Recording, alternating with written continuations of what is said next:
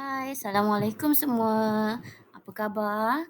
Madam harap hari ini semua sihat dan bersedia untuk memulakan pembelajaran kita. Okey, jadi hari ini kita akan mulakan tajuk baru dalam RBT tahun 5 iaitu Pembangunan Pengaturcaraan dalam Mikro Pengawal. Okey, boleh rujuk buku teks RBT tahun 5 muka surat 49 dan muka surat 50. Okey, jadi kat sini kita ada dua terms iaitu pengaturcaraan dan juga mikropengawal. Mikropengawal tu apa? Okey, kat sini tengok yang sebelah kanan ni, madam dah ada letak contoh.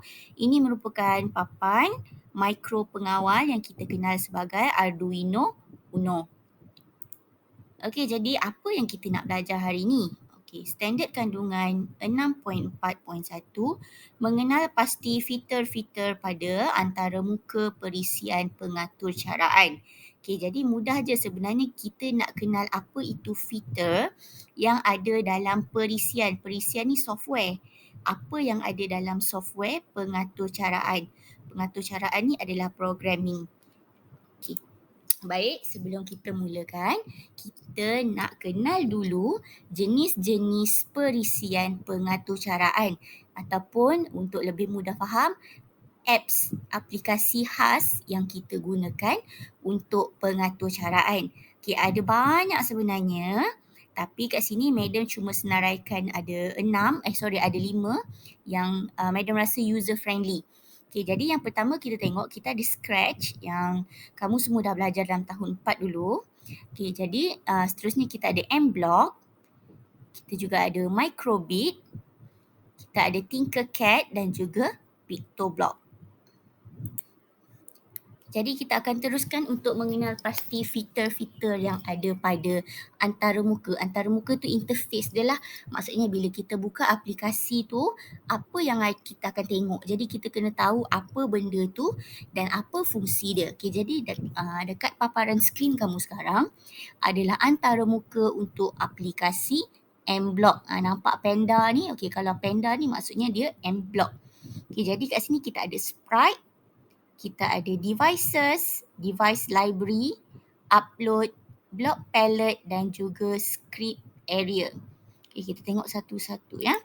Okay, sprite ni adalah image grafik secara simulasi yang melakukan arahan yang diatur cara. Maksudnya dekat sini kita boleh letak image grafik.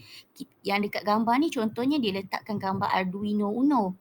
Kita boleh juga letak sprite, gambar berupa kartun ataupun sebagainya. Device selain daripada Arduino, kita nak guna device lain pun, microbit pun boleh.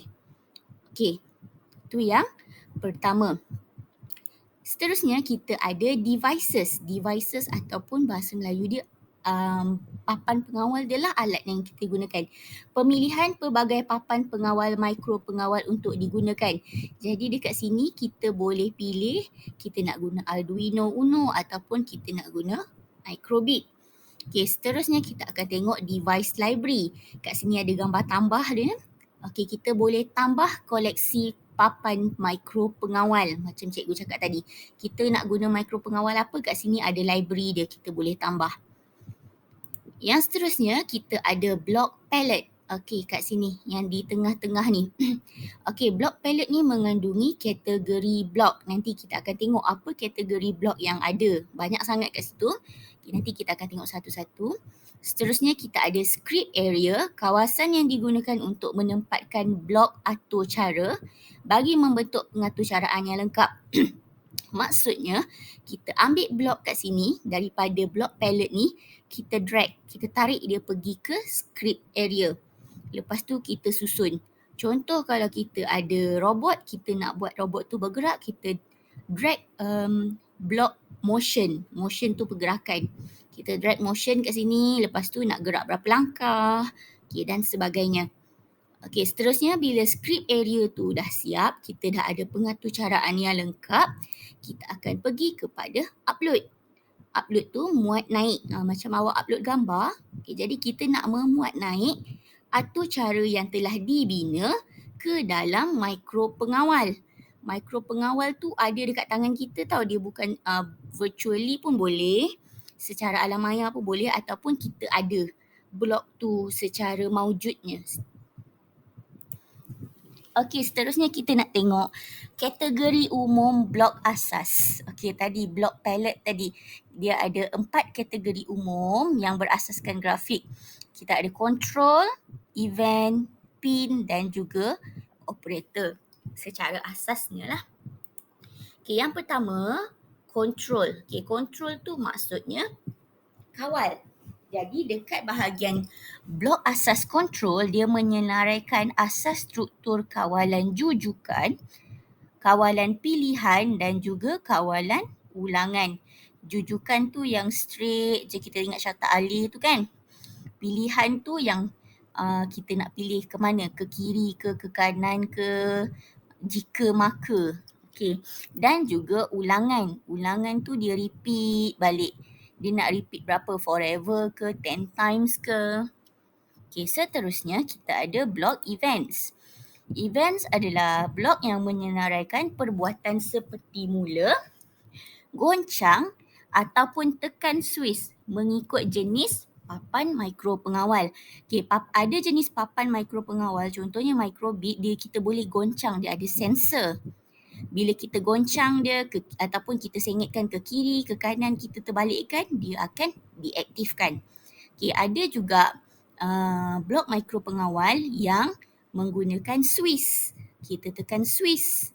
Okay, ada juga blok mikro pengawal yang kita perlu menyenaraikan perbuatan mula. Maksudnya kita tekan start daripada komputer, okay, baru dia start.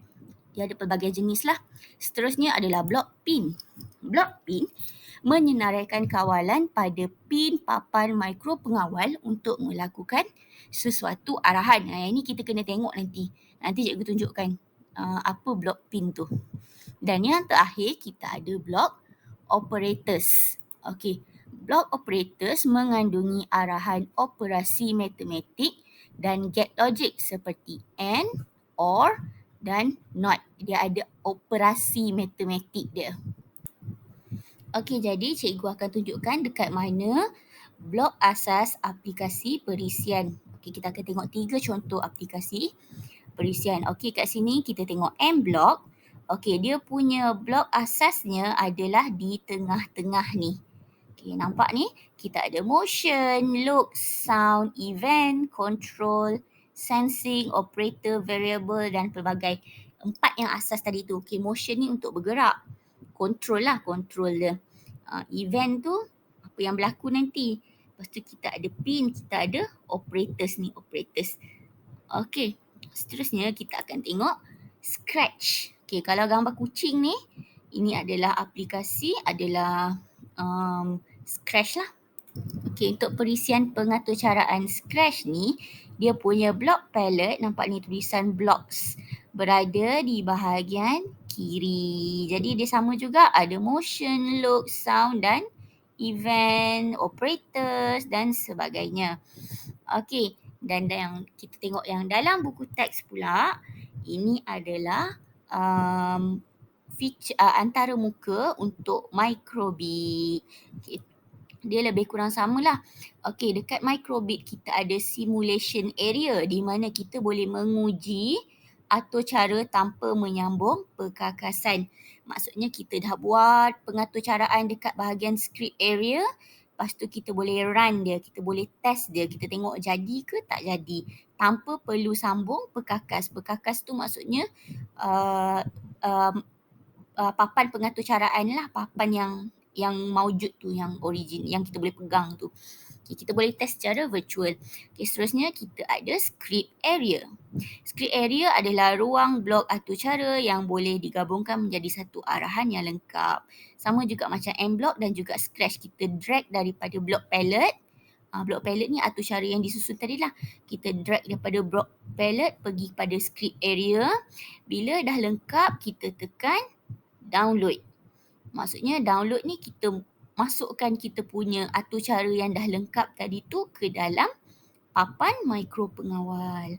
Jadi tak kisahlah nak guna microbit ke, Scratch ke ataupun M block, dia punya fungsi dan fitur dia adalah lebih kurang sama. Jadi cikgu rasa ini sahaja untuk minggu ni.